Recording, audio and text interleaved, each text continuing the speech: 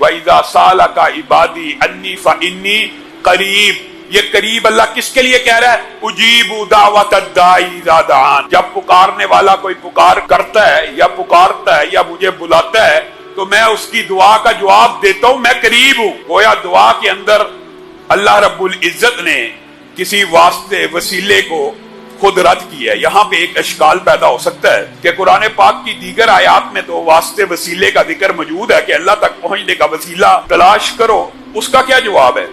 تو میرے بھائیوں یہ بات یاد رکھیے گا، آج تعصب کے بغیر شرح صدر کے ساتھ اہل حدیث کا، اہل توحید کا موقف سمجھے۔ اگر آپ کو بات سمجھ آ جائے قبول کر لیں، اور اگر آپ کو سمجھ نہیں آتی آپ اپنے دلائل کو مزید راستہ پہ راستہ کریں، ان کے اوپر غور و فکر کریں، مزید دلائل سامنے لے کے آئیں۔ قرآن و سنت میں وسیلے کے اعتبار سے تین چیزیں ملتی ہیں کہ جن تین چیزوں کا وسیلہ دے کر اللہ رب العزت سے دعا کی جا سکتی ہے۔ ویسے تو اس آیت میں انی قریب کے بعد اللہ نے ساتھ ہی کون سا عمل بتایا؟ اجیب دعوت الداعی اذا دعان، کسی کے گمان میں یہ نہ رہے میں دور ہوں، میں پکارنے والے کی پکار کا جواب دیتا ہوں۔ لیکن ساتھ اللہ رب العزت نے تین جائز اقسام کو بھی بیان کر دیا، اور قرآن پاک میں ان کے ثبوت اور احادیث میں ان کا ثبوت ملتا ہے۔ اگر کوئی چوتھی قسم حدیث سے ثابت ہے، ہمارے سر آنکھوں پر ہم نے یا ہمیں تو کئی اہل حدیث جاتا ہے، اگر حدیث آ جائے اور اس کے آگے ہم عقل دوڑائیں یہ ممکن نہیں ہے۔ حدیث ہوگی سر تسلیم ہم کر دیں گے۔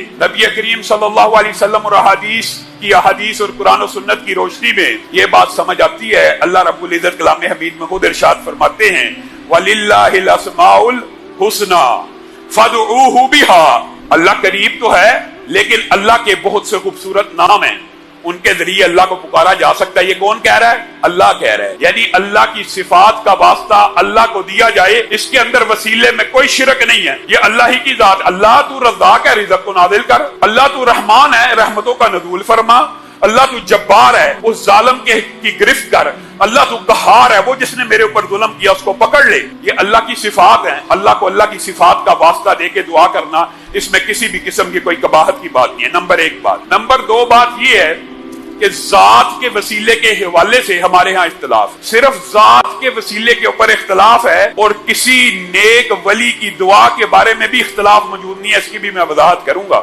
ذات کے اوپر اختلاف ہے کہ کسی کی ذات کا وسیلہ نہیں دیا جا سکتا، اس کی مثال عقل اور منطق کے ساتھ بھی ہے اور حدیث سے بھی ثابت ہے۔ مثلا نیک عمل کوئی قاری صاحب کر رہے ہیں، کوئی امام صاحب کر رہے ہیں، کوئی مولوی صاحب کر رہے ہیں، انہوں نے تو بڑا نیک عمل کیا، اور ایک گناہگار بندہ اٹھے اور اللہ کو کہ قاری صاحب نے بڑا اللہ تعالیٰ نیک عمل کیا ہے، اس کے نیک عمل کی وجہ سے میرا کام کر۔ ایک بندہ اٹھے، وہ مولوی صاحب اور علامہ صاحب بڑا نیکی کا کام کرتے ہیں، ان کی نیکیوں کی وجہ سے اللہ میرا یہ کام کر دے۔